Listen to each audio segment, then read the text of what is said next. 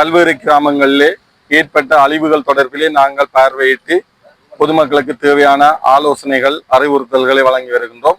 அந்த வகையிலே தற்போது பெரியகுளம் பகுதியிலே பாதிக்கப்பட்ட வயல் நிலங்கள் தொடர்பிலே விவசாயிகளினாலே முறையிடப்பட்டிருந்தது. அந்த வகையிலே இந்த வயல் நிலங்களை பார்வையிட்டிருக்கின்றோம்.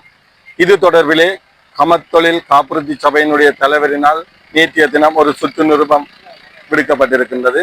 அதன் அடிப்படையிலே தங்களுடைய வயல் நிலங்கள் பாதிக்கப்பட்டவர்கள் பின்வரும் நடவடிக்கைகளை மேற்கொள்ளுமாறு கேட்டுக்கொள்கின்றோம். அதில் ஏதோ ஒன்றை மேற்கொண்டால் காணும்.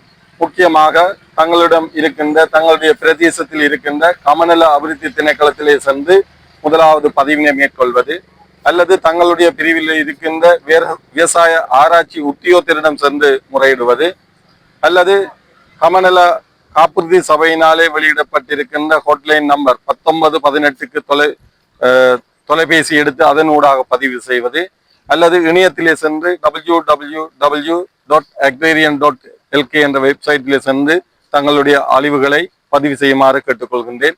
அடுத்த நடவடிக்கைகள் தொடர்பிலே இது தொடர்பிலே ஒரு பிரதேச செயலர் ரீதியிலே ஒரு குழு நியமிக்கப்பட்டு பிரதேச செயல உத்தியோகத்தர்கள், கமநல அபிவிருத்தி உத்தியோகத்தர்கள், விவசாய போதனாசிரியர்கள் மற்றும் கமநல காப்புறுதி சபை உத்தியோகத்தர்கள் இணைந்து இது தொடர்பான இறுதி மதிப்பீடுகளை செய்வார்கள்.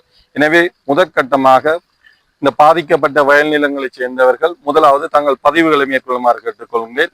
அதற்கு அப்பால் கால்நடைகளில் இழப்பு ஏற்பட்டவர்கள் கிராம சேவையாளர்களோடு பதிவதோடு மட்டுமல்லாது மாவட்டத்தில் இருக்கின்ற கால்நடை உற்பத்தி சுகாதார திணைக்களத்தினுடைய பிரதேச மட்ட உத்தியோகத்தர்களிடமும் தங்களுடைய பதிவுகளை மேற்கொள்ளுமாறு நாங்கள் கேட்டுக்கோம்.